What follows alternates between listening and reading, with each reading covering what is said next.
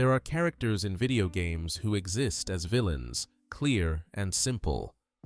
Then, there are those who blur the line between hero and antagonist, walking a tightrope over a chasm of moral ambiguity. And then, there is Wario, a man who has become something far more fascinating than either category could contain. He is not simply greedy.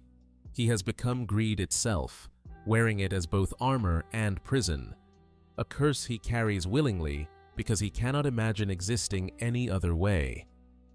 When you see that stocky figure waddle across the screen, clad in garish yellow and royal purple, with a cap bearing an inverted M that proclaims itself a defiant W, you are looking at something more than a mere foil to Nintendo's most famous plumber. You are witnessing a character who embodies one of humanity's most primal drives, distilled and exaggerated into a form that is simultaneously repulsive and strangely compelling. Wario is uncomfortable to look at, uncomfortable to think about, because he holds up a mirror to impulses we prefer to keep hidden in the shadows of our psyche. His mustache zigzags like a stock market chart gone wild. His body is a contradiction, both corpulent and muscular, suggesting someone who has indulged every appetite while somehow maintaining the strength to pursue more. His nose is bulbous and pink, his chin cleft and prominent, his grin wide and toothy in a way that suggests he finds humor in the misfortune of others. Every element of his design speaks to excess, to wanting more than is reasonable, to taking more than is fair. And yet, for all his grotesquerie, there is something honest about Wario. While Mario leaps through worlds to save princesses and restore order, motivated by heroism and duty, Wario chases treasure with naked, unashamed avarice. He wants a castle. He wants gold. He wants to win, to have, to possess. He does not dress his motivations in nobility. He is, in a sense, more truthful than the heroes we celebrate because he admits what drives him without pretense or shame. The year was 1992 when Wario first emerged into the world, born not from love, but from spite. The development team at Nintendo R&D1, talented individuals who had crafted beloved franchises, found themselves assigned to create yet another game starring someone else's character. They had built Metroid, shaped Kid Icarus, contributed to the very foundations of Nintendo's success, and now they were making portable adventures for a plumber who belonged to another team's vision. From this frustration came an idea. What if they created their own character, one who could symbolize their situation? What if they made an anti-Mario, someone who represented everything their famous counterpart was not? The name came first, a portmanteau of Mario and the Japanese word warui, meaning bad or evil. Wario, bad Mario. The W and M turned upside down, a symbol of inversion, of opposition, of deliberate contradiction. Designer Hiroji Kiyotake shaped Wario's appearance, drawing inspiration from disparate sources. There was Foreman Spike from Wrecking Crew, a character who also wore yellow and had antagonized Mario years before. There was the idea of Bluto to Mario's Popeye, the brutish rival who existed as a dark reflection. There was even a touch of Stromboli from Disney's Pinocchio, that corpulent villain motivated by greed and exploitation. What emerged was a character who looked like Mario had been pulled through a funhouse mirror, each feature exaggerated and distorted. Where Mario was heroic and proportional, Wario was brutish and misshapen. Where Mario wore primary colors of red and blue, Wario donned complementary opposites of yellow and purple. Where Mario represented order and rescue, Wario embodied chaos and acquisition. The colors themselves tell a story that runs deeper than simple aesthetic choice. Yellow, in the vocabulary of color psychology, speaks to energy, optimism, and wealth. It is the color of gold, of treasure, of coins piling high. It is bright and attention-seeking, impossible to ignore. Purple, meanwhile, has long been associated with royalty, luxury, and power. It was once the most expensive dye to produce, reserved for emperors and kings. Together, yellow and purple create a visual discord that mirrors Wario's internal state. They are complementary colors on the wheel, existing in tension, pulling against each other. This is not the harmonious combination of Mario's red and blue, colors that sit comfortably together. This is conflict made visible, a statement that the person wearing these colors exists in a state of perpetual imbalance. It is almost comedic, really, that Wario wears the colors of wealth and royalty while embodying neither the discipline of the wealthy nor the nobility of kings. He is a pretender to both, someone who wants the trappings of success without the character that traditionally accompanies it. The yellow and purple are aspirational, a costume he wears to present himself as something he has not earned. They are the visual equivalent of his entire character, all show and greed, with none of the substance that might justify his self-regard. His physical form reinforces this contradiction at every turn. Wario is fat. There is no polite way around it, his belly protruding prominently beneath his overalls. And yet, his arms are massively muscular, thick and powerful, capable of feats of strength that should be impossible for someone of his build. He is simultaneously glutton and strongman, someone who has indulged every appetite while somehow maintaining the physical power to continue his pursuits. It is an impossible body, a cartoon exaggeration, and yet it perfectly captures the paradox of greed, the bottomless hunger paired with ruthless capability. When Wario first appeared as the antagonist and final boss of Super Mario Land 2, 6 golden coins, he had done something audacious. While Mario was away adventuring in Sarasaland, Wario had seized Mario's castle, taken control of Wario Land, and used magic to brainwash the inhabitants into serving him. It was a hostile takeover, a theft not just of property, but of an entire kingdom. And when Mario returned to reclaim what was his, he found Wario waiting in that very castle, having made himself at home in stolen luxury.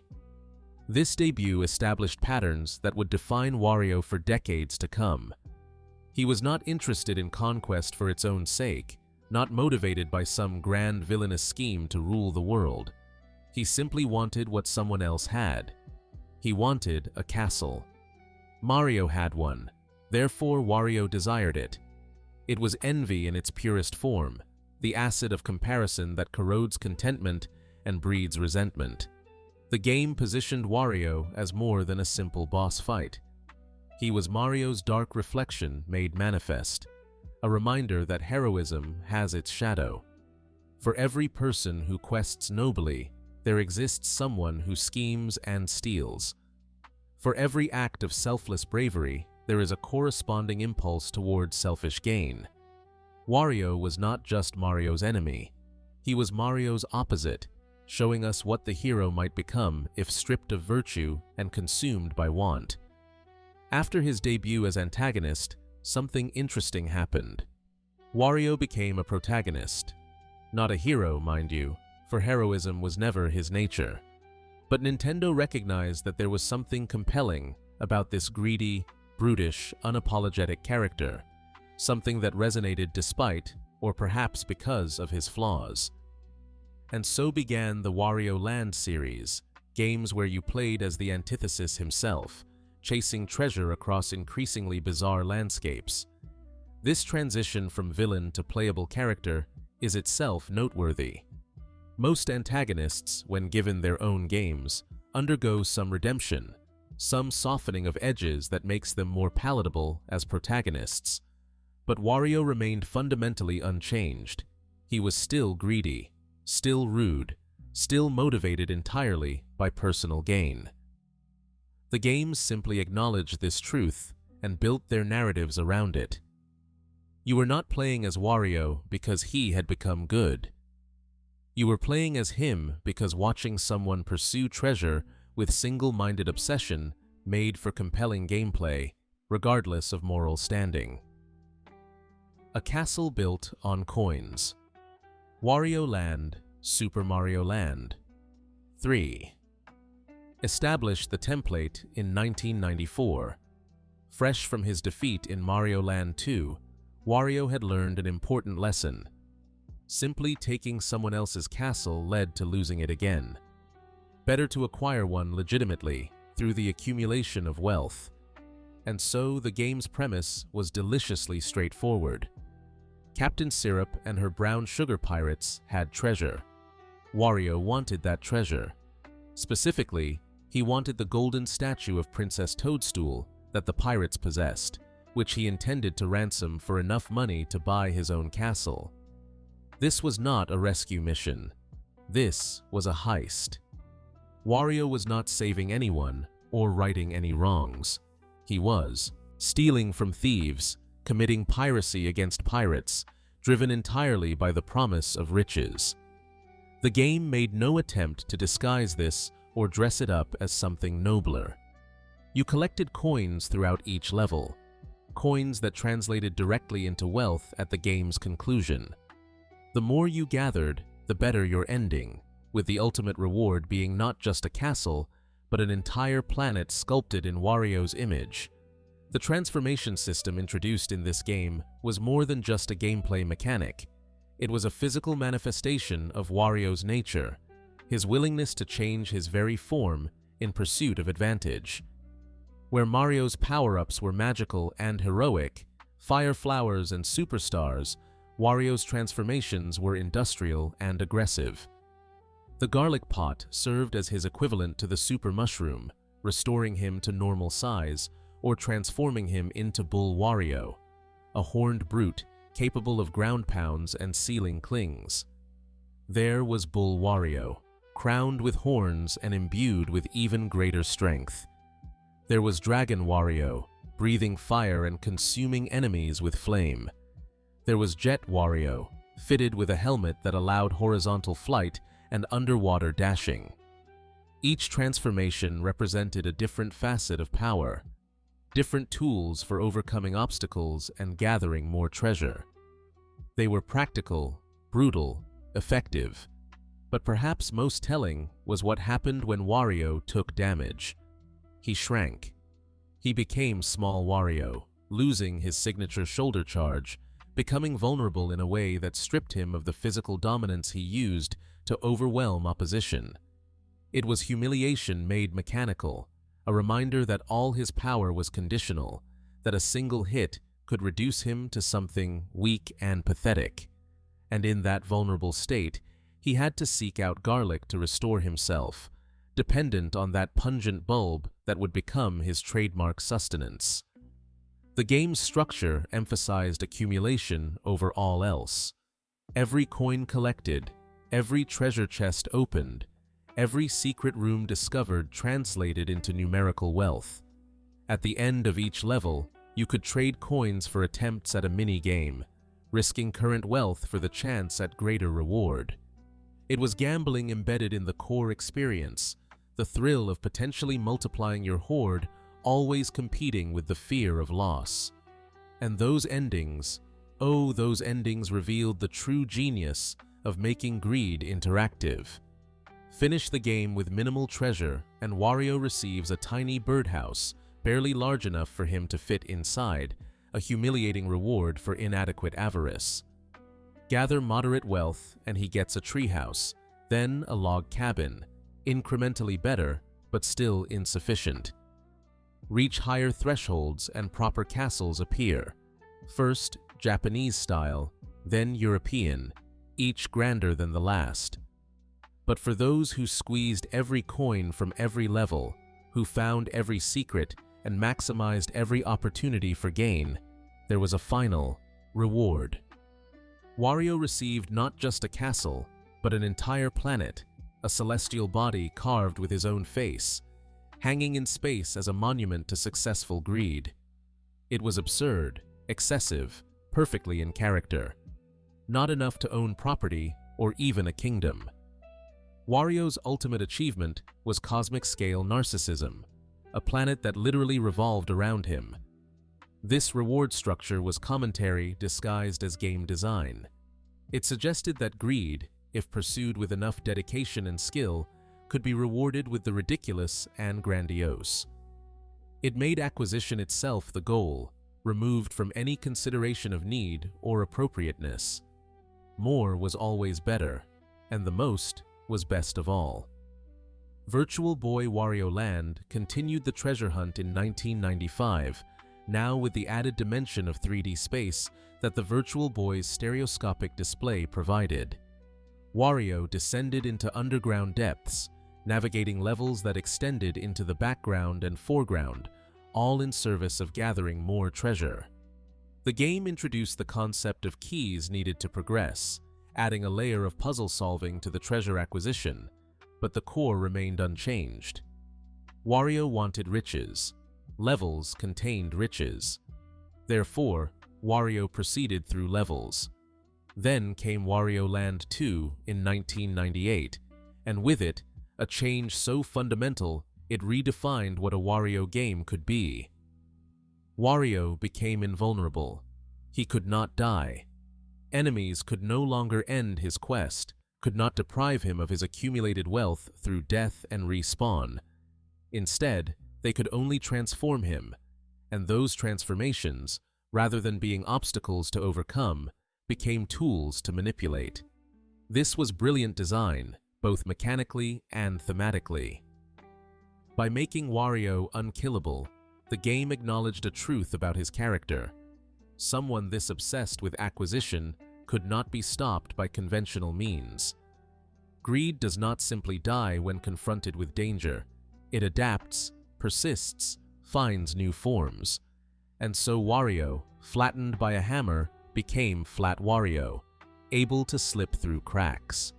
Crushed by weight, he became Fat Wario, heavy enough to break certain floors. Set aflame, he became Flaming Wario, running uncontrollably but able to ignite fuses and clear certain obstacles. These transformations were not power-ups in the traditional sense. They were afflictions, status effects, curses that limited mobility and control. But they were also solutions, ways to access areas previously unreachable.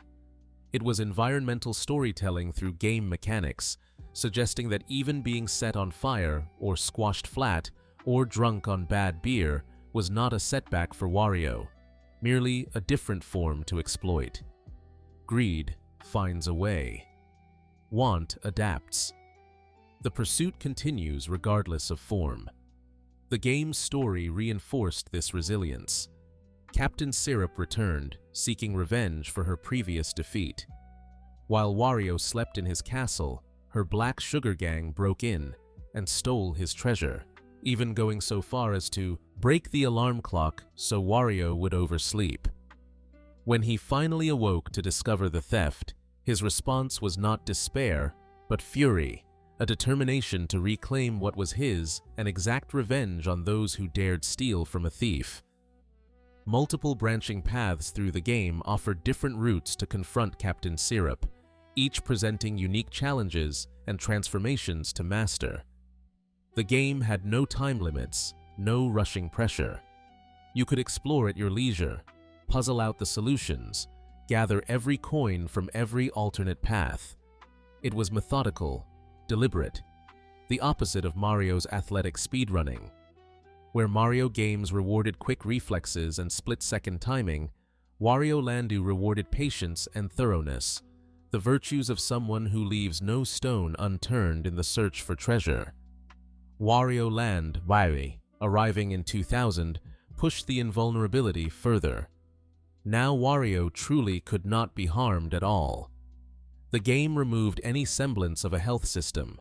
Wario simply existed, immune to damage, changeable by enemies, but never defeatable. The entire game became about manipulating transformations, recognizing which enemy needed to hit you to create the form required to solve the puzzle ahead. The story presented a music box containing a hidden figure who had been sealed away. This figure asked Wario to gather the musical coins that would free him, promising treasure in return. It was a Faustian bargain of sorts, helping someone of unknown motivations purely for the promise of reward. Wario, being Wario, accepted without hesitation. The promise of treasure was enough. Questions about who he was helping or why they had been imprisoned were irrelevant complications. Each music box collected restored a piece of the figure's power, but also a piece of Wario's abilities. In the beginning, Wario could barely do anything, unable to break blocks, or swim, or perform his ground pound. The game forced you to slowly accumulate these basic abilities through treasure collection, mechanizing character progression as literal acquisition of skills. You gathered treasures to grow more capable of gathering more treasures. It was an endless loop, perpetual motion powered by want. The identity of the hidden figure, eventually revealed to be Rudy the Clown, added a layer of moral ambiguity. Rudy had been sealed for good reason, a threat to the music box world. By freeing him, Wario had unleashed something dangerous purely through his greed, helping evil for the promise of reward. Of course, once freed, Rudy betrayed his helper, attempting to eliminate Wario rather than share the promised treasure. This led to a final boss battle where Wario had to defeat the very being he had spent the entire game helping to release. It was darkly comic. Wario's greed had created his own enemy. His willingness to help anyone for treasure had resulted in betrayal. And yet, after defeating Rudy, Wario simply kept the treasures for himself, having learned nothing except that next time he should perhaps be more cautious about who he was helping. The game ended with Wario happily counting his treasure, the brief threat resolved, the endless pursuit ready to continue. Wario Land 4 in 2001 represented another shift in design philosophy. Mortality returned, but not in the traditional sense. Wario had a heart meter, and taking damage reduced it, but running out of hearts did not kill him. It simply ejected him from the level, causing him to lose all treasure collected during that attempt. It was not death, but failure, not erasure, but setback. You lost your accumulated wealth, had to start over, had to gather again. For a character defined by acquisition, losing your hoard was perhaps worse than death. The game introduced the switch of significance, a device that activated a timer when struck. From that point, Wario had to race back through the level to the entrance before time expired, all while the environment transformed around him. New enemies appeared, and passages that had been one way now needed to be reversed. If the timer reached 0, Wario lost all his coins and collected items, keeping only the treasures if he had reached a checkpoint. It was stress and time pressure, two things largely absent from previous Wario Land games, now forcing urgent action in tension with careful exploration. The transformations in Wario Land 4 became more exotic. Vampire Wario could only move by jumping, unable to walk, dependent on platforms and momentum. Zombie Wario stumbled forward uncontrollably, unable to stop until hitting a wall or water. Snowman Wario was fragile and slippery, skating across surfaces with minimal control. Each transformation was more restrictive, more demanding of precise understanding about how and where to use it.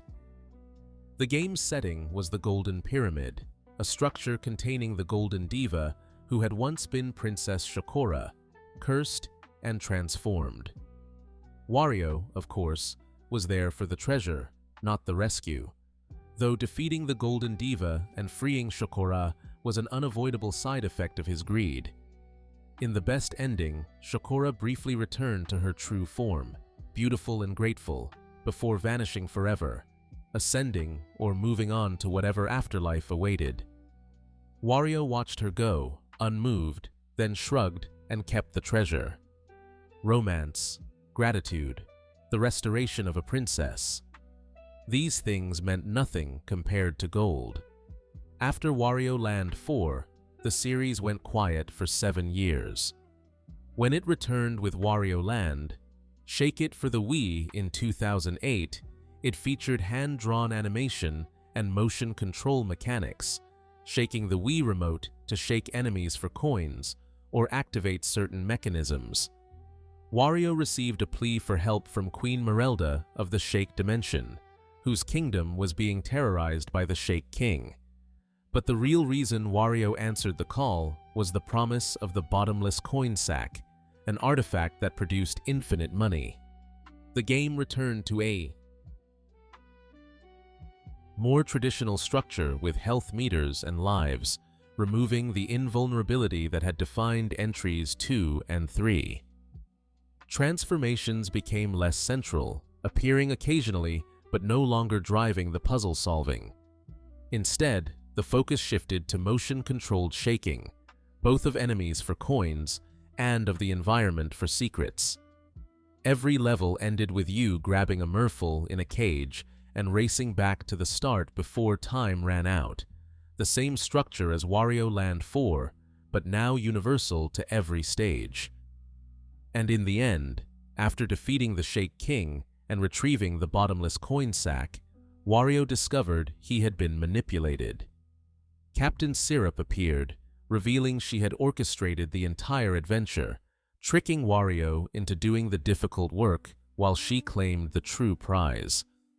She escaped with a ship full of treasure, while Wario was left with the bottomless coin sack, which turned out to be literal.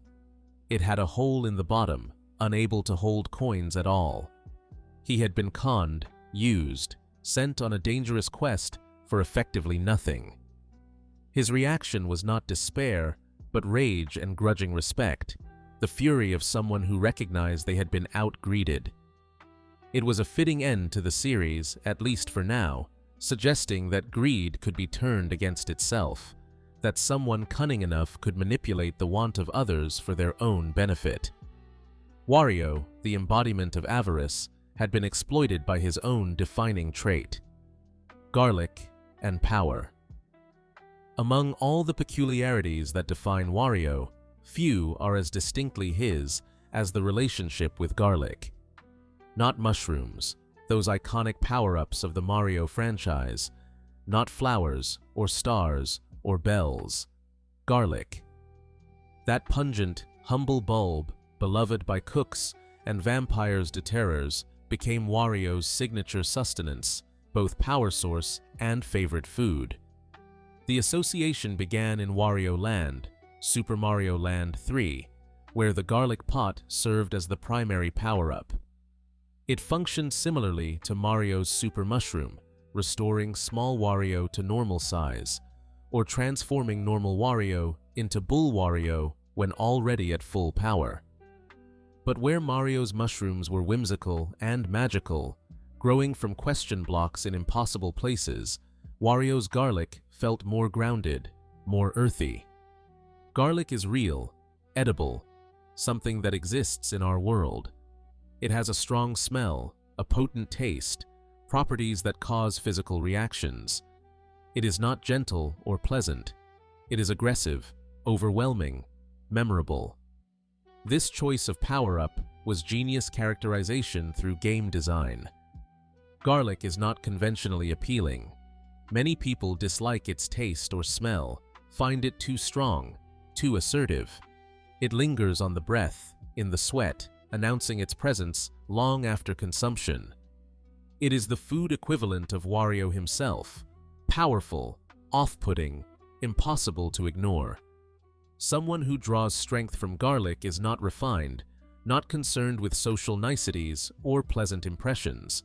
They are someone who embraces the pungent and powerful, who does not apologize for being overwhelming. In Wario Land 3, garlic took on additional significance. Finding the Super Smash treasure, which was represented by garlic, granted Wario the ability to break solid blocks, one of the core abilities needed to progress. Garlic was not just healing or transformation, it was fundamental capability, the literal breaking down of barriers. And in a delightful touch of game design, If Vampire Wario touched hanging garlic cloves, he instantly reverted to normal, a reference to garlic's folklore role in warding off vampires. Even his transformations could be undone by his signature food. Wario Land 4 and Wario Land, Shake It, featured garlic as a healing item. Small cloves of garlic restored 1 heart, while larger bulbs could restore 3 or more. It was health in edible form, sustenance that kept Wario going through dangerous environments. The message was clear. Garlic did not just power Wario up, it sustained him fundamentally. He needed it, drew strength from it, depended on it as a source of resilience. But the garlic motif extended beyond the Wario Land series. In the WarioWare games, garlic became explicitly his favorite food, referenced repeatedly in flavor text and character descriptions. WarioWare Touched introduced the concept of nasty garlic, a particularly pungent clove that transformed Wario into Wario Man, his superhero alter ego. This transformation granted him enhanced abilities, allowing him to tackle more difficult microgames. Wario Man himself is worth examining as a concept. He is not a noble superhero, not someone fighting for justice or protecting the innocent. He is Wario, but more so, his traits amplified rather than replaced. He gains power, but remains fundamentally himself, greedy and obnoxious, and gleefully destructive. The transformation does not redeem him or make him better. It simply makes him more effective at being exactly what he already was. Even his superhero form cannot escape the nature that defines him. This nasty garlic transformation was imported into Super Smash Bros. Brawl as Wario's final smash. When Wario obtains the Smash Ball and activates his ultimate technique, he does not call upon some hidden reservoir of heroism or tap into ancient power. He eats garlic. He chomps down on a bulb and transforms into Wario Man, faster and stronger, launching opponents with enhanced versions of his regular moves. It is both absurd and perfect, a final smash that reinforces rather than contradicts his character. The garlic motif appeared in sports games too. In Mario Superstar Baseball, one of Wario's team names was Wario Garlics. His character profile explicitly stated that garlic was his favorite food and might be responsible for his high stamina. His phony ball star swing involved a clove of garlic appearing from the fake ball, a visual gag that connected his signature food to his gameplay mechanics. In Mario Tennis Aces, his special shot was the glorious garlic bomber, where Wario ate an entire head of garlic to power up his strike. When he scored goals in Mario Strikers, cutscenes showed him celebrating by munching garlic. In the Mario Kart Arcade GP series, garlic became one of Wario's special items. Using it removed all negative status effects from his kart and briefly provided a shield. It was both recovery and protection, cleansing and defending in one item. Garlic as medicine, garlic as armor. The pungent bulb that could heal damage and ward off further harm. What does all this garlic business mean, really? On the surface, it is simply a quirky trait, a piece of characterization that makes Wario distinctive. But look deeper, and it becomes something more. Garlic has long been associated with strength and protection in folklore and tradition. It wards off evil, strengthens the blood, fights infection. It is potent medicine disguised as common food. And for Wario, someone defined by ruthless capability and resilient pursuit of treasure, garlic serves as a perfect symbol. Consider also what garlic is in the real world. It is cheap, available to anyone. It grows in the ground, requiring no special magic or rare conditions. It is not exotic or precious like truffles or saffron. It is common, democratic, accessible. And yet, it is powerful, transforming dishes with its presence, making the bland into something memorable. Wario draws power from something common, elevating the ordinary through sheer force of will and appetite. He does not need rare mystical power-ups. He needs what anyone can have, simply taken to an extreme. There is also the matter of garlic's social properties, the way it affects one's breath and body odor, making close proximity unpleasant for others. Someone who loves garlic and consumes it constantly is someone who does not care about making themselves appealing to others. They prioritize their own preferences over social acceptability. It is a small act of selfishness, choosing personal enjoyment over communal comfort. Very on-brand for someone whose entire existence is defined by self-serving behavior. And finally, there is something almost protective about Wario's relationship with garlic. In a world of magical power-ups and fantastic transformations, Wario's reliance on garlic grounds him. It connects him to the earthly and physical.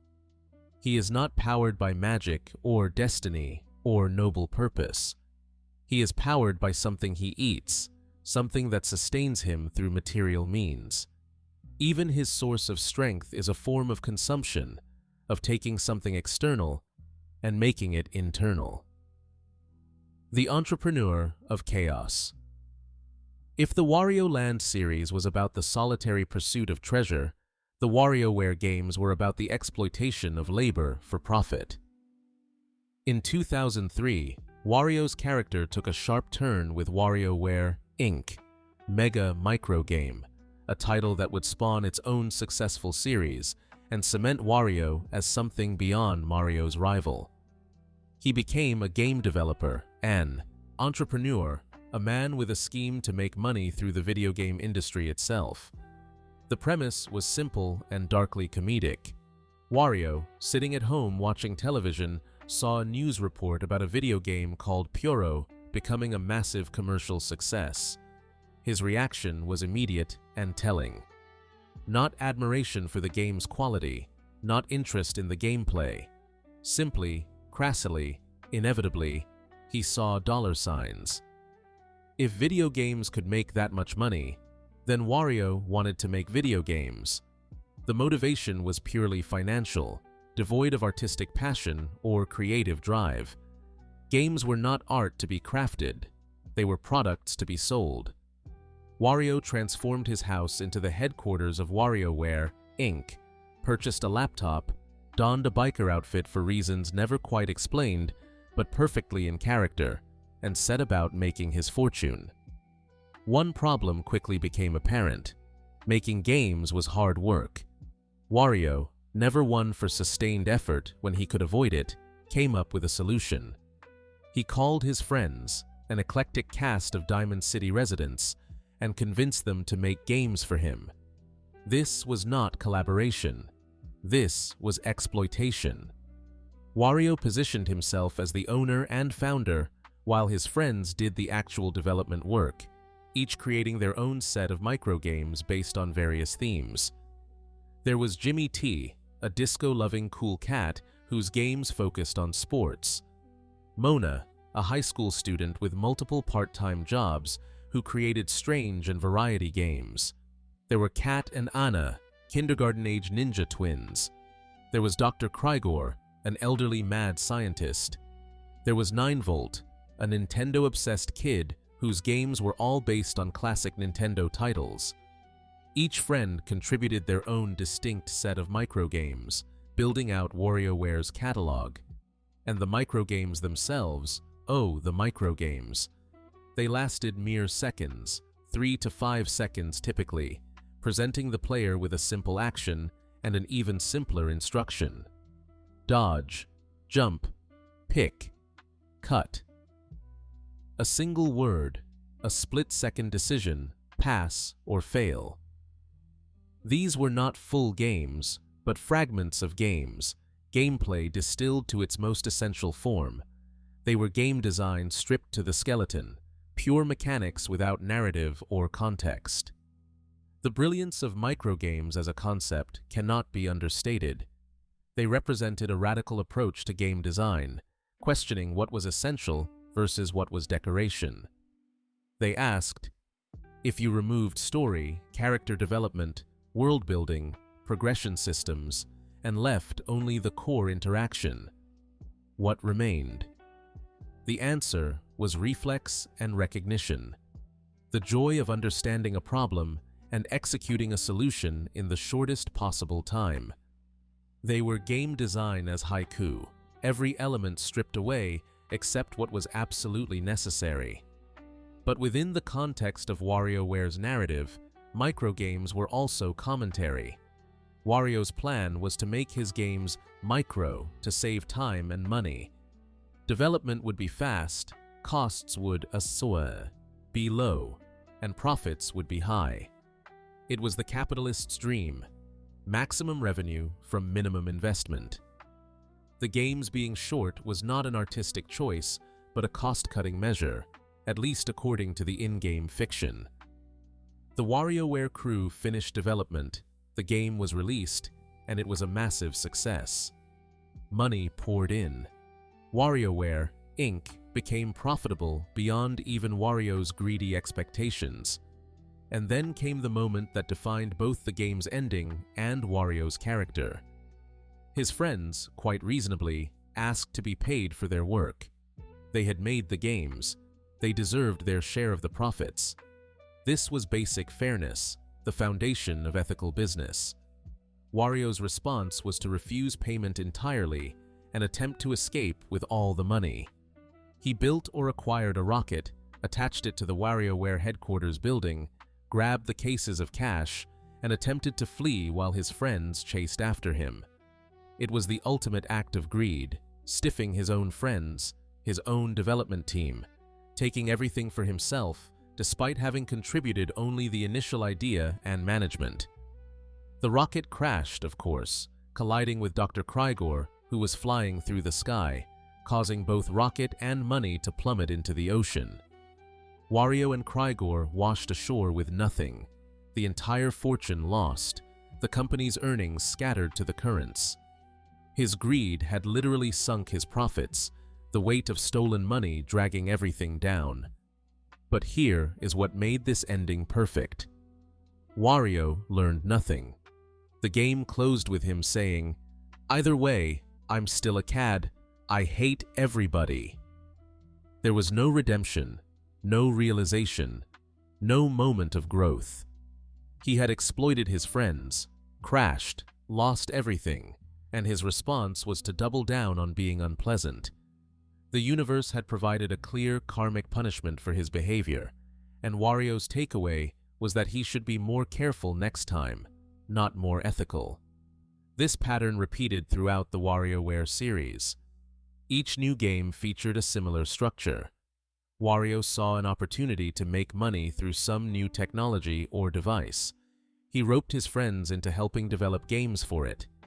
The endeavor was successful. Something went wrong at the end, usually due to Wario's own greed or carelessness, and he lost whatever fortune he had accumulated. WarioWare. Twisted featured a Game Boy Advance with a built-in gyroscope, resulting in games that used motion controls. The story had Wario breaking his Game Boy Advance in a rage and taking it to Dr. Krygor to fix. The doctor transformed it into a gyroscopic handheld, and Wario immediately saw the profit potential. The game sold, money was made, and once again something went wrong to deprive Wario of his fortune. WarioWare. Touched. For the Nintendo DS involved Wario finding a dual-screen handheld device and realizing he could make twice as much money with two screens. The game's narrative framing involved him stumbling upon the device through a strange encounter with an angel, but the motivation remained pure greed.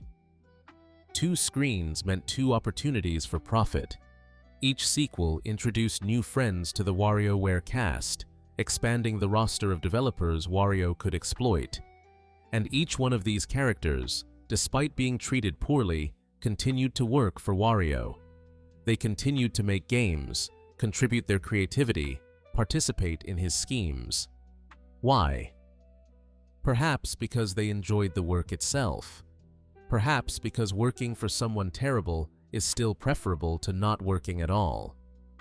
Or perhaps because, deep down, they recognized something in Wario that was almost admirable in its honesty. Because unlike most employers who exploit their workers, Wario made no pretense about it. He did not offer equity that would never vest or make promises he would not keep. He simply took the money and ran. There was almost a purity to it, a clarity that removed the ambiguity from most labor relationships. You knew exactly what Wario was. There could be no illusions, no disappointed expectations. He was obviously, transparently, unapologetically going to try to take everything for himself. The WarioWare games also did something fascinating with their protagonist. They gave Wario friends, a community, relationships beyond his rivalry with Mario. These were not friends he treated well, certainly, but they were people who knew him, tolerated him, worked alongside him. They humanized him by proximity, suggesting that even someone as unpleasant as Wario could maintain social connections. It was not that he became less greedy in these games. It was that his greed occurred in a social context, affecting and being affected by people who had their own wants and needs. The microgame format also allowed Nintendo to comment on their own history and the industry as a whole. 9Volt's microgames were all based on classic Nintendo titles, presenting brief challenges from Super Mario Bros., The Legend of Zelda, Metroid, and other franchises. These were not parodies, but homages, loving recreations that lasted seconds but captured the essential gameplay of their sources.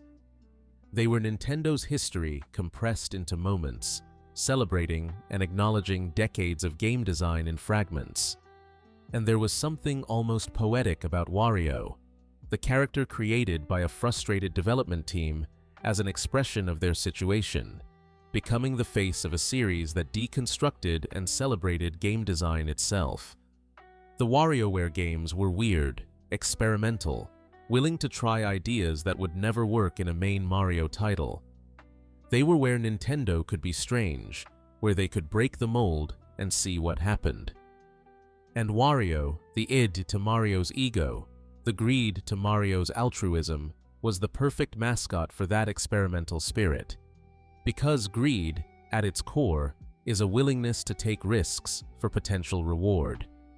It is the drive to see opportunity and pursue it aggressively, consequences be damned. And that willingness to push boundaries, to try new things for the chance at success, was exactly what made WarioWare work as a series. The games took risks, tried strange control schemes, experimented with bizarre premises. Sometimes they worked brilliantly, sometimes they failed, but they always tried, always reached for something new, always pursued the possibility of more. Transformations of the self. Throughout the Wario games, transformation is not just a mechanic, but a thematic statement. Wario changes forms constantly, his body morphing in response to enemy attacks, environmental hazards, and power-ups. These transformations are more than temporary gameplay states. They are a manifestation of how greed itself transforms, adapts, finds new shapes to squeeze through obstacles, and reach the prize beyond. Consider Flat Wario, crushed beneath a hammer or other heavy object until he becomes paper-thin, able to slip through gaps and crawl through spaces that would be impossible at normal thickness. The transformation is humiliating, reducing this proud, brutish character to a fragile sheet. And yet, it is useful. Being flattened gives access to new areas, new treasures. It is degradation turned to advantage, humiliation weaponized. Wario does not rage against being squashed. He simply uses his new form and continues forward. Or Fat Wario, bloated and obese, having consumed cakes or donuts or other rich foods until his already substantial girth expands to massive proportions. In this form, he becomes too heavy for certain platforms, breaking through them, able to smash through barriers that would otherwise block progress. But he also becomes slower, less mobile, his expanded mass a burden as well as a tool. It is overindulgence made physical, greed taken to such an extreme that it changes the fundamental nature of movement. And again, Wario simply adapts, using his excessive weight as a key to unlock new paths. Zombie. Wario stumbles forward uncontrollably after being struck by certain enemies, unable to stop, immune to further damage, but also unable to change direction. He shambles like the undead, mindless forward momentum, crashing through obstacles by sheer persistence. It is greed without thought, want without strategy, the pure drive toward whatever lies ahead, regardless of hazard or hardship. Sometimes this blind forward motion is exactly what is needed, carrying Wario through dangers that careful navigation would make impossible. Vampire Wario can only move by jumping, transformed by certain bat enemies into a creature that bounces rather than walks. He retains mobility, but loses ground-level control, dependent on platforms and momentum, moving through levels in parabolas rather than straight lines. It is constraint made into a puzzle, limitation that forces different thinking. And tellingly, Vampire Wario is repelled by garlic, his own signature sustenance becoming his weakness in this form. Even his transformations have their contradictions. Snowman. Wario, frozen into a fragile form of packed snow, slides across surfaces with minimal friction. He is fast but uncontrollable, skating through levels, unable to stop except by hitting obstacles. He melts when exposed to heat, reverting to normal in the presence of fire or lava. He is temporary, ephemeral, a form that cannot last. And yet, while it persists, it offers speed and a different physics, a way of moving through space that normal Wario cannot achieve. Flaming Wario races forward uncontrollably, ablaze with fire, able to ignite fuses and burn through certain obstacles, but unable to stop until the flames extinguish. He is destruction incarnate, leaving scorched paths in his wake, dangerous even to himself in enclosed spaces. Fire is usually an enemy state, damage that depletes health. But for Wario, being on fire is just another state to exploit, another form that grants access to solutions unavailable to his default self. What do all these transformations say about Wario, about greed, about the nature of want itself? They suggest that desire is protean, shifting shape to fit through whatever gaps exist between the present and the goal. Greed does not give up when faced with obstacles. It changes, adapts, finds new forms. Being crushed does not stop it, only flattens it into something that can slip through cracks. Being frozen does not halt it, only slides it faster toward whatever shiny object beckons. Being set on fire does not consume it, only makes it burn forward with greater urgency. These transformations also remove Wario's control, forcing him into new states that must be learned and mastered. He cannot simply refuse to be flattened or frozen or burned. The transformations happen to him, inflicted by enemies or environmental hazards. But his response is never to resist or fight against his new form. Instead, he immediately begins using it, figuring out what this new shape can do that his normal self cannot. It is radical acceptance through pragmatism, a willingness to work with whatever circumstances provide. There is almost a lesson here about resilience, though framed in the least heroic way possible.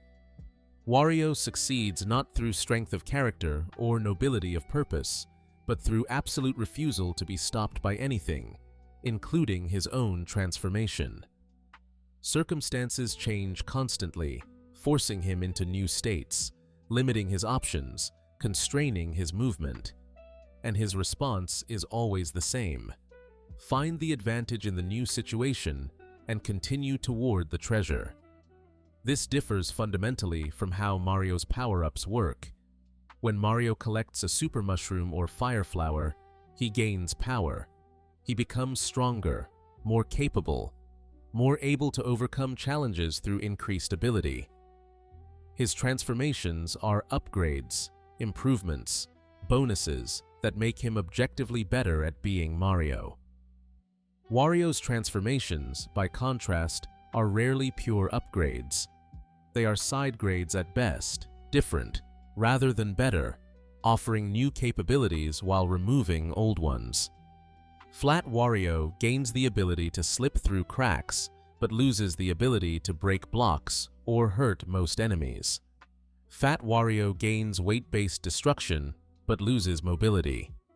Each form is a trade, a package of advantages and disadvantages that must be understood and exploited appropriately. This makes Wario Land gameplay fundamentally different from platformers that focus on progressive empowerment. You are not steadily becoming more powerful as you advance. You are cycling through different states, each with its own logic, learning to recognize which obstacles require which transformations to overcome. It is more cerebral, more puzzle-focused, requiring you to think about form rather than simply executing jumps and attacks. And thematically, it reinforces that greed operates through many modes. Sometimes it is aggressive and forward, smashing through obstacles. Sometimes it is patient and sideways, slipping through gaps. Sometimes it is heavy and destructive, sometimes light and mobile. The face greed presents to the world changes based on what that world requires. It is not a single approach, but a collection of strategies, all serving the same ultimate purpose. Get the treasure, no matter the form that journey requires you to take. Karmic irony. There is a pattern throughout Wario's adventures, a cycle so consistent it becomes almost cosmic in its precision. Wario seeks treasure. Wario finds treasure. Wario accumulates treasure. Wario loses treasure. The specifics vary, but the arc remains the same, an Ouroboros of acquisition and loss, want and deprivation, gain and karmic correction. Consider the endings of the Wario Land games. In Wario Land, Super Mario Land 3, Wario successfully captures Captain Syrup's treasure and ransoms the Golden Princess Toadstool statue. He gets paid by the genie, receives his castle or planet, or whatever reward his accumulated wealth purchased. He wins. But the game ends there, leaving the afterward to imagination. Does he keep that wealth? Does he maintain that castle? The series continues with him living in castles that get invaded, treasure that gets stolen, suggesting that whatever he gained was not permanent. That possession is always temporary. In Wario Land 2, Captain Syrup steals Wario's treasure in the opening, motivating the entire adventure. He spends the game reclaiming what was his, defeating the Black Sugar Gang, confronting Captain Syrup again. And he succeeds, taking back his stolen hoard. But the cycle simply resets, his treasure secure until the next time someone decides to steal from him, his wealth always a target because he displays it so prominently. Wario Land 3 sees him helping Rudy the Clown escape imprisonment in exchange for promised treasure. He spends the entire game gathering musical coins, progressively freeing Rudy, all for the sake of reward. And when Rudy is finally freed, his first action is betrayal, attempting to eliminate Wario rather than share the promised wealth. Wario must fight his way out of a situation his own greed created, defeating the being he spent the game helping. He keeps the treasures afterward, but only because he fought for them, not because they were freely given as promised. Wario Land 4 involves the Golden Pyramid and the cursed Princess Shokora. Wario defeats the Golden Diva, frees Shokora from her curse, and keeps the pyramid's treasures. But Shokora herself vanishes, ascending to some other realm, leaving Wario with material wealth but no lasting relationship, no connection to the person he technically rescued. He has the gold, but not the gratitude, the treasure, but not the meaning that might have come from actually caring about the rescue rather than the reward. And Wario Land, Shake It, represents perhaps the most perfect karmic comeuppance in the series. Wario is tricked from the beginning, manipulated by Captain Syrup into doing all the dangerous work of defeating the Shake King and freeing the Shake Dimension. He pursues the bottomless coin sack, an artifact promising infinite wealth, the ultimate treasure for someone defined by insatiable want. And when he finally claims it, when he holds in his hands the prize he risked everything to obtain, he discovers it is worthless. The sack has a hole in its bottom. It cannot hold coins. The infinite wealth is infinite emptiness. Captain Syrup escapes with the real treasure, while Wario is left with literal nothing, a container that cannot contain, a promise that cannot be fulfilled. This is karmic irony at its finest. Wario sought infinite wealth and received infinite lack. His greed was used against him, his desires manipulated by someone even more cunning. He was out-schemed by Captain Syrup, proving that his approach, while direct and aggressive, could be defeated by superior strategy. And the bottomless coin sack itself is such a perfect metaphor. It is what Wario is, a container for wealth that can never be filled, a vessel with a fundamental flaw that prevents satisfaction. He accumulates and accumulates, but it all falls through eventually, leaving him empty and starting over. The WarioWare games follow similar patterns. Wario creates a successful game company. Money pours in. And then something goes wrong.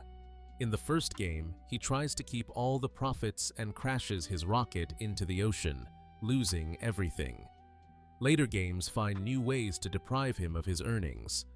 The fortune is always temporary, success always fleeting, profit always giving way to loss. This creates a narrative cycle that is almost mythological. Wario is not Sisyphus pushing a boulder eternally uphill. He is someone who successfully pushes the boulder to the top, only to have it roll back down immediately, forcing him to start over.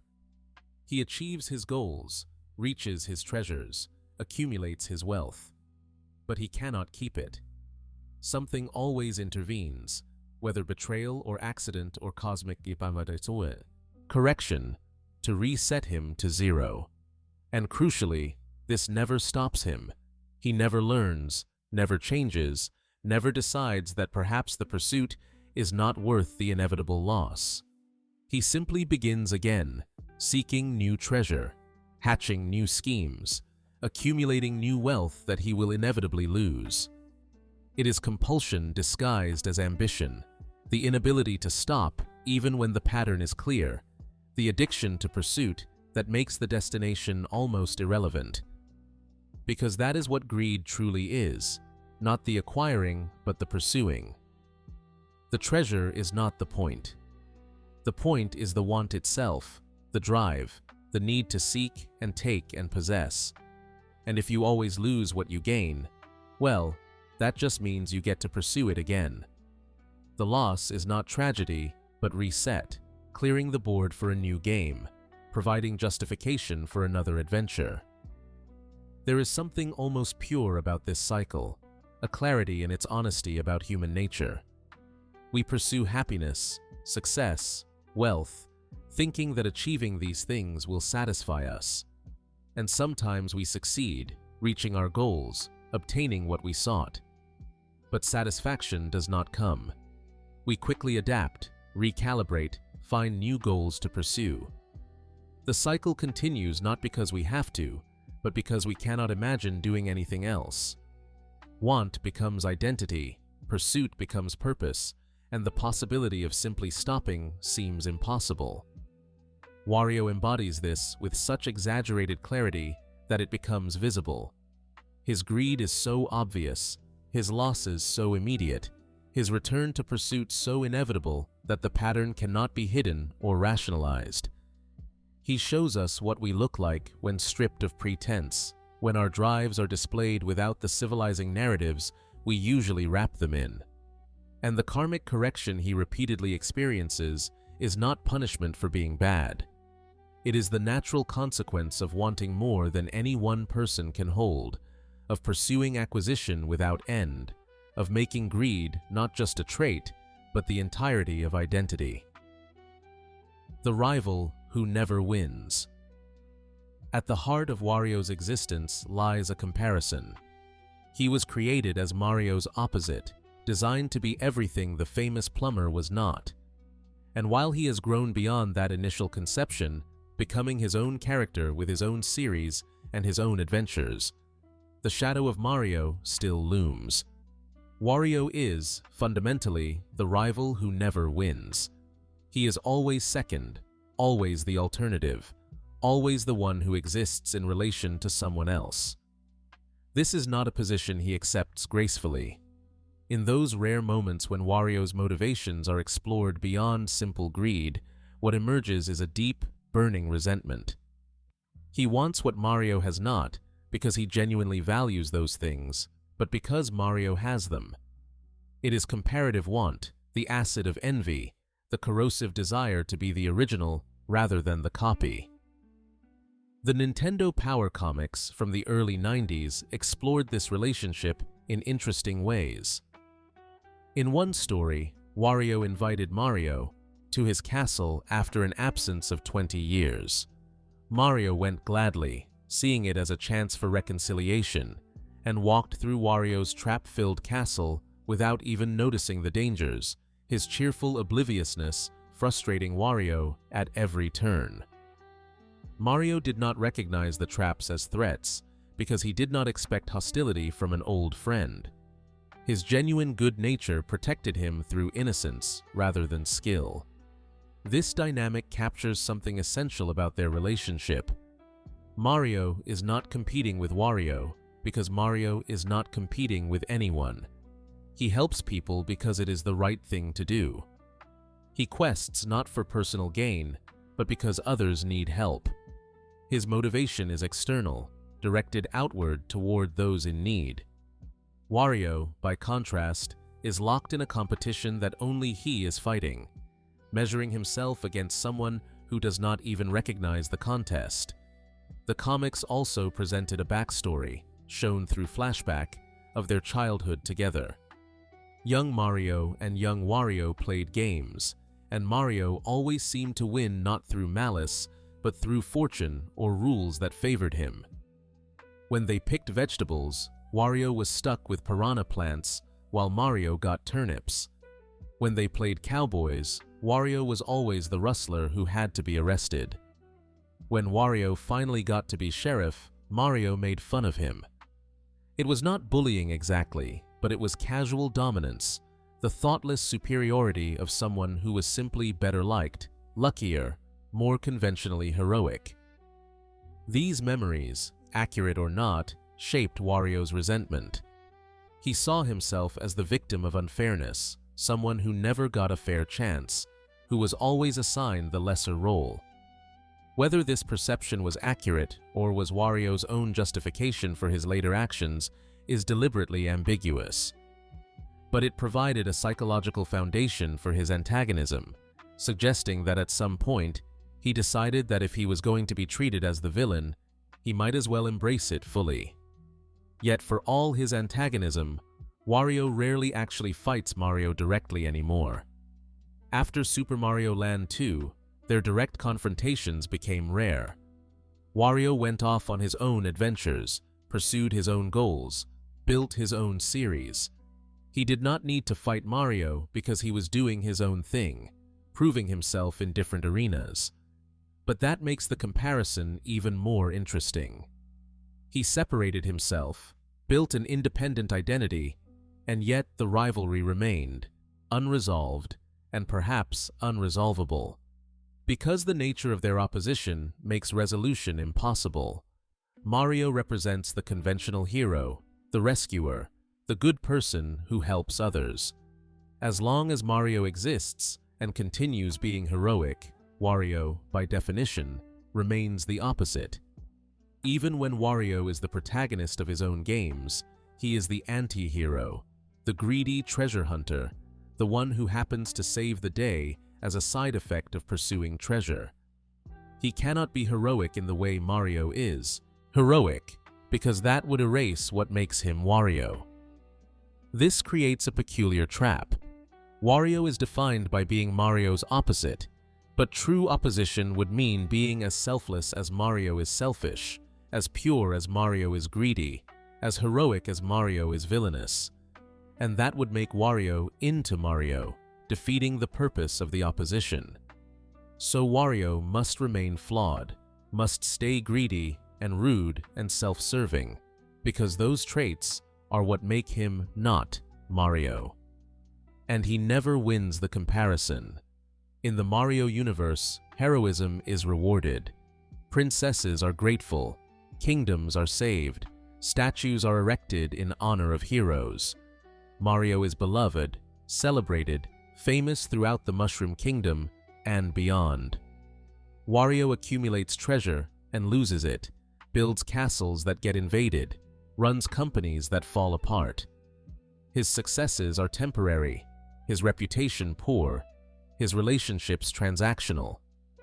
He achieves his goals and ends up alone, counting coins, while Mario is surrounded by friends. This would be tragic if Wario were capable of recognizing it as such, but he is not. He does not seem to want friendship or love or admiration, at least not consciously.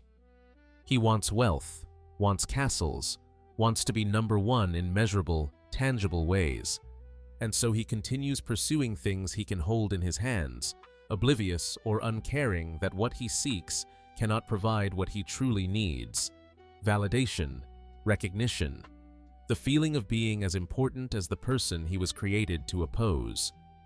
In spin-off games, this dynamic becomes even clearer. In Mario Kart, Mario Party, and various sports titles, Mario and Wario coexist as playable characters, competing directly.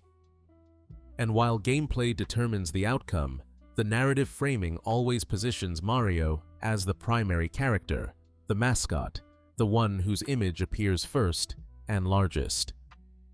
Wario is there, certainly. He is selectable, playable, even popular among players. But he is not the face of the franchise.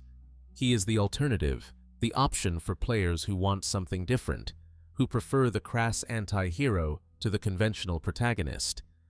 And perhaps that is the tragedy of Wario. He was created to be an opposite, a mirror image, a shadow, and he succeeded at that goal so completely that he cannot escape it. Every aspect of his identity is defined in relation to someone else. Even his name is a modification, a play on Mario's name rather than something wholly original. He is the inverse, the negative, the bad Mario. And no matter how much treasure he accumulates or how many adventures he completes, he remains in that position, perpetually second, perpetually the rival who defines himself by opposition to someone who has moved beyond needing a rival at all. In the spin-offs.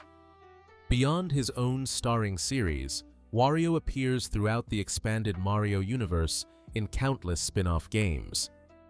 These appearances provide interesting glimpses into how his character functions when he is not the protagonist, when he exists as one option, among many, when his greed and rudeness have to coexist with a full roster of more conventionally likable characters. In the Mario Kart series, Wario has been a regular participant since Mario Kart 64. He is typically classified as a heavyweight racer, using his substantial mass to knock opponents aside while maintaining better speed and momentum than lighter characters at the cost of acceleration and handling. This categorization is mechanically sound, but it is also narratively appropriate. Of course, Wario would use his weight as a weapon, would play aggressively, would prioritize knocking others off track over refined racing technique. His vehicles across the games reflect his personality. In Mario Kart Double Dash, his signature kart, the Wario car, was bulky and powerful. In later games, his bikes and karts often feature aggressive styling, flames and spikes, designs that prioritize intimidation and impact over elegance. And his special item in the arcade Mario Kart games was, fittingly, garlic, which served both to heal his cart of status ailments and to briefly shield him from attacks. Even in racing, garlic remained his source of power and protection. Wario's behavior in the Mario Party series is equally telling. These games feature 4 players competing in board game scenarios, playing mini-games, and collecting stars. Wario's dialogue and reactions are consistently rude and boastful, celebrating his victories with excessive gloating and reacting to losses with rage and denial. He is a sore winner and a sore loser, the worst possible combination, unable to handle defeat gracefully and unable to achieve victory without rubbing it in everyone's faces. And yet, despite his terrible sportsmanship, he remains a popular character choice. Players select Wario not because they find him admirable, but because they find him fun to play as. His obnoxiousness is entertaining in its exaggeration. His greed is relatable in its honesty. He is the character you pick when you want to embrace the competitive nature of party games without pretending to be polite about it.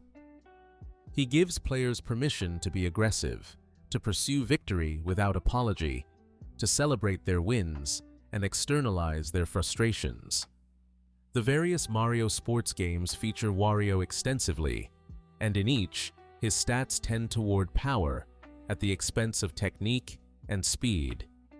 In Mario Tennis, he is a power player, hitting strong shots that are difficult to return but less precise in placement.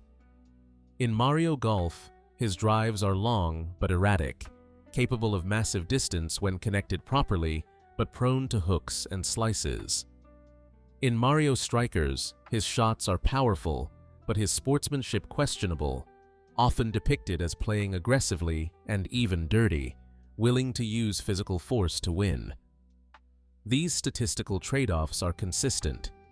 Wario is strong but not skillful, powerful but not precise, capable of great feats but prone to failure through lack of refinement. It is characterization through game mechanics, using stats and abilities to tell us who someone is. Wario does not practice to get better. He relies on natural strength, on brute force, on simply hitting harder than the opposition. When this approach works, he wins decisively. When it fails, he fails spectacularly. His Super Smash Bros. Appearances are particularly interesting in how they portray his character. Introduced in Super Smash Bros. Brawl, Wario was unique in having 2 different costumes with equal prominence: his classic overall outfit and his WarioWare biker gear. This acknowledged both sides of his identity, the treasure hunter and the game developer, the classic antagonist and the modern anti-hero. His moveset reinforced his crude personality. His dash attack was a shoulder charge, pure brute force. His forward smash was a powerful backhand slap.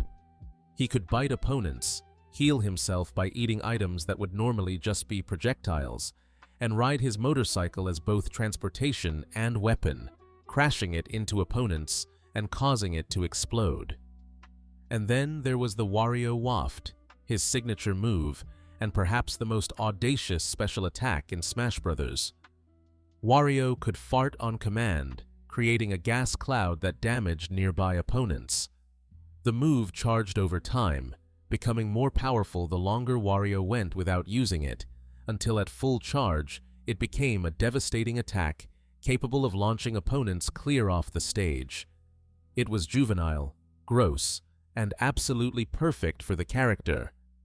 Wario's ultimate technique was flatulence weaponized.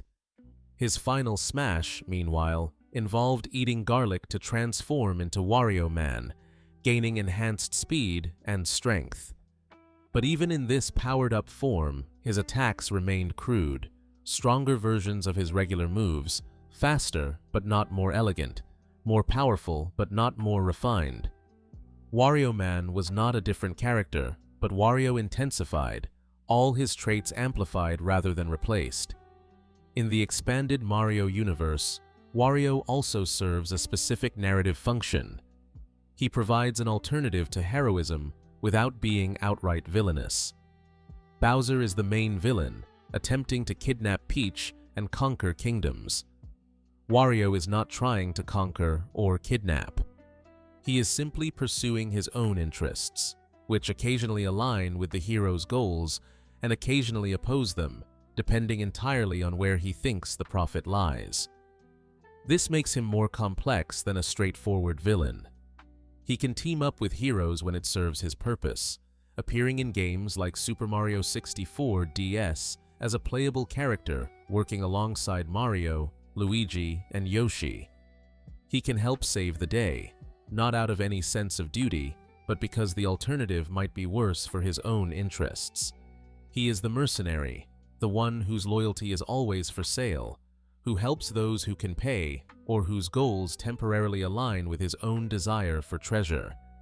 His presence in these games adds texture to the Mario universe. Not everyone is heroic. Not everyone is villainous. Some people are just out for themselves, willing to help or hinder, depending on what benefits them most. It is a more realistic, more cynical view of motivation, and it makes the universe feel more complete, more like an actual world with varied inhabitants rather than a simple morality play. The philosophy of want. Step back from the specifics of games and mechanics and character moments, and consider what Wario represents at a philosophical level. He is greed made visible, want transformed into character, the embodiment of acquisition as identity. And while greed is traditionally portrayed as a vice, something to be overcome or condemned, Wario presents a more complicated picture. He is not entirely unsympathetic. He is not purely villainous. He is, in a strange way, honest in a world full of pleasant lies. Consider the alternative to Wario's nakedly self-serving motivation. Most protagonists in games are driven by external forces. They rescue kidnapped loved ones, save kingdoms from evil, restore balance to threatened worlds. Their motivation is framed as selfless, heroic, responding to need rather than want. But look closer, and there is often an ego satisfaction in heroism too. The hero wants to be the hero, wants to be the one who saves the day, wants the validation and gratitude that comes from rescue and restoration. Wario dispenses with this pretense. He wants treasure. He wants a castle. He wants to win. His motivation is internal, selfish, unambiguous. There is no noble purpose to uncover, no secret good heart to reveal. He is pursuing what he wants, and he admits it without shame or justification. In a media landscape full of heroes who claim to be humble while clearly enjoying their importance, Wario's honesty is almost refreshing. This does not make his greed admirable, of course.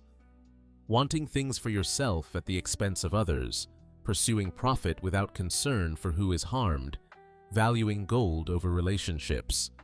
These remain problematic regardless of how openly they are acknowledged. But there is something to be said for clarity of motivation, for knowing exactly what drives someone without having to parse through layers of rationalization and self-deception. Consider also the player's relationship with Wario. When you play a Wario Land game or a WarioWare title, you are engaging with greed as game mechanic. You collect coins, gather treasures, pursue wealth, and the game rewards you for doing so effectively. The endings are better if you accumulate more. The scores are higher if you collect more thoroughly. The game is literally rewarding you for manifesting Wario's greed through your play, and players enjoy this. The collection, the accumulation, the rising numbers, and growing piles of treasure provide satisfaction that is primal and immediate. We like gathering things in games. We like watching resources increase, seeing progress measured in accumulated wealth. It feels good to collect all the coins, to find all the secrets, to maximize our haul. We are, in playing these games, engaging with our own relationship to want and acquisition in a safe, abstracted form. This makes Wario's games a kind of meditation on human nature. We are acquisitive creatures. We like having things, owning things, accumulating things. This is not entirely bad. The desire to acquire motivates us to work, to create, to improve our circumstances.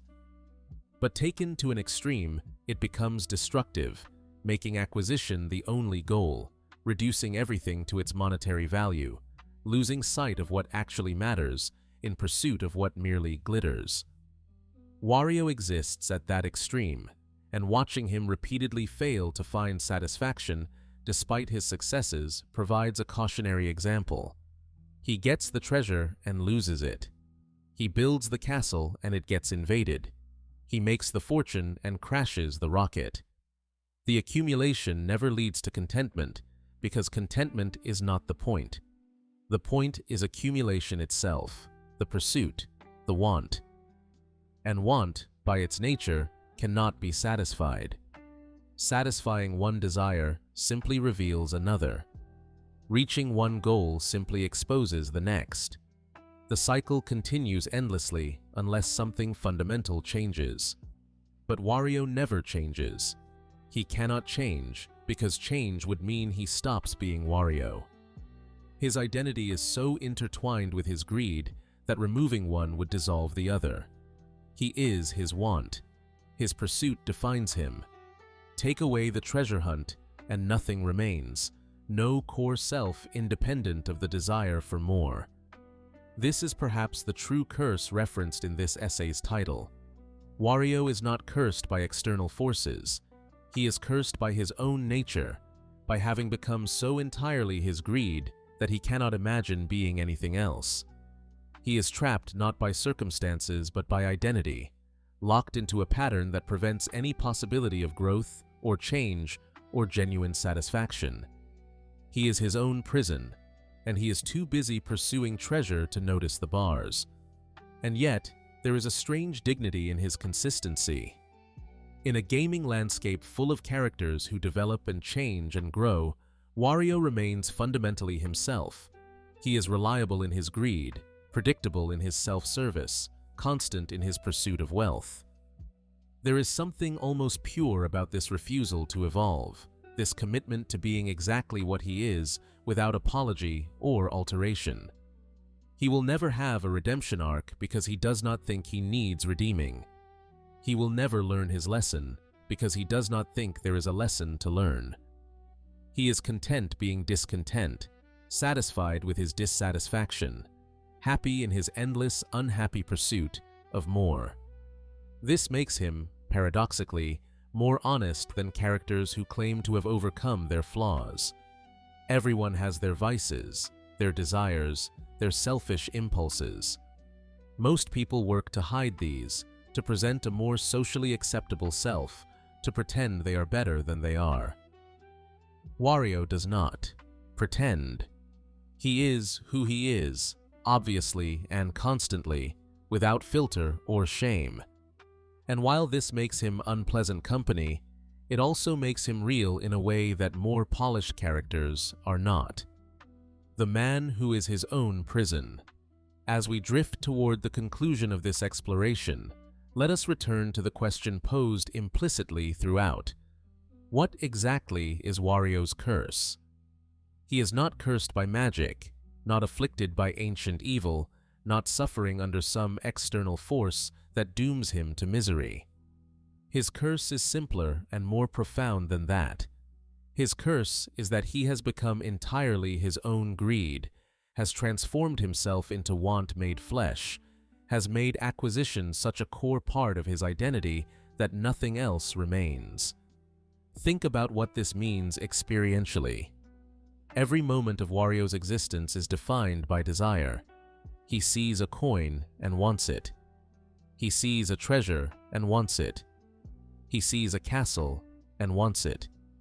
He cannot perceive the world except through the lens of acquisition, cannot evaluate experiences except by what they offer in terms of material gain. Beauty, friendship, art, love. If they cannot be quantified and possessed, they hold no value. Everything is reduced to its exchange value, its potential for conversion into wealth. This is the curse, not poverty, for Wario regularly accumulates great wealth.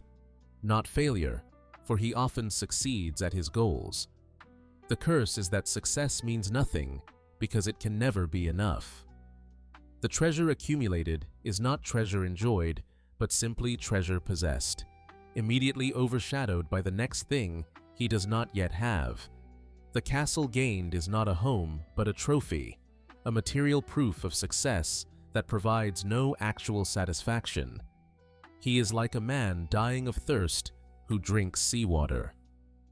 The drinking provides temporary relief from the sensation of thirst, but the salt only makes him thirstier, driving him to drink more, creating a cycle that worsens rather than resolves the underlying problem. Wario's accumulation is like this. Each successful acquisition briefly satisfies, then immediately reveals new lacks, new wants, new treasures not yet possessed. The more he gets, the more he needs, and satisfaction recedes forever ahead of him, like a horizon that cannot be reached. This is why the karmic losses work as narrative devices. They reset Wario to zero, not to punish him, but to give him something to pursue again. If he kept his castle and treasure, what would he do? He would have to find something else to want, some new goal to pursue. But the universe, perhaps kindly, perhaps cruelly, takes his winnings and scatters them, giving him back the familiar comfort of lacking, the known territory of pursuit. He loses everything and begins again, and this is the pattern that defines his existence. Consider the WarioWare games in this light. Wario creates a successful company. It makes money. He has achieved, by any reasonable measure, financial success and business accomplishment, and his response is to try to steal all the money and escape, to convert the ongoing business into a one-time payday, to liquidate the successful enterprise for immediate cash. He cannot enjoy the process of running a company, cannot find satisfaction in continued success. He wants the treasure in hand so he can count it, so he can hold it, so he can know exactly how much he has. And when he loses it, when the rocket crashes and the money scatters, he is not devastated. He is frustrated, certainly, angry, definitely, but not broken, not defeated. Because the loss gives him a reason to start over, to pursue again, to return to the comfortable, familiar territory of not having enough. The loss is not tragedy, but permission to continue being exactly who he is. His relationships, or lack thereof, reinforce this isolation. The WarioWare cast tolerates him, but does not seem to particularly like him. They work with him, participate in his schemes, but there is no affection visible, no genuine friendship. He has associates, employees, people who exist in proximity, but no one who seems to care about him as a person, rather than as a means to participate in game development or pursue some side benefit. His rivalry with Mario is similarly empty of real connection. They are opposites, competitors, but not truly engaged with each other anymore. Mario goes on his adventures, and Wario goes on his, and they occasionally cross paths in spin-off games where they compete but do not truly interact. There is no heated conflict, no dramatic confrontation, no climactic battle for supremacy. Just two characters who exist in the same universe but barely acknowledge each other, their rivalry more historical than active. Wario is alone, and he does not seem to notice or care. Solitude is not suffering for someone who values possessions over people, treasure over connection, success over relationships. He has his coins to count, his treasures to arrange, his accomplishments to admire. These are enough, or if they are not enough, he does not recognize the lack. The curse is not that he is unhappy, but that he cannot recognize what would make him happy, cannot see past his greed to imagine satisfaction in anything else. And yet, despite all this, despite the emptiness of his pursuits and the isolation of his existence, Wario persists with a kind of indomitable energy. He never gives up. He never stops. He never questions whether the pursuit is worthwhile, or the goal achievable, or the cost too high. He simply continues. Treasure hunt after treasure hunt, scheme after scheme, accumulation after accumulation. It is almost admirable in its relentlessness, almost inspiring in its refusal to be stopped by failure or loss or betrayal. This is the paradox of Wario. He is both cautionary tale and aspirational figure, both warning and inspiration. He shows us what happens when want becomes identity, when greed consumes everything else, when the pursuit of more becomes the only purpose.